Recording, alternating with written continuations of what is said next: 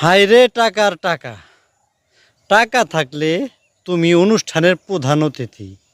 টাকা থাকলে তুমি গ্রামের প্রধান বিচারক। টাকা থাকলে তুমি বিশিষ্ট সমাজসেবক। টাকা থাকলে তুমি জনগণের বড় নেতা। টাকা থাকলে তুমি গরিবের বন্ধু। টাকা থাকলে তুমি মা বাবার দায়িত্বশীল ছেলে। টাকা থাকলে তুমি শ্বশুরবাড়ির আদরের জামাই। টাকা থাকলে তুমি শালা শালি প্রিয় জামাই বাবু।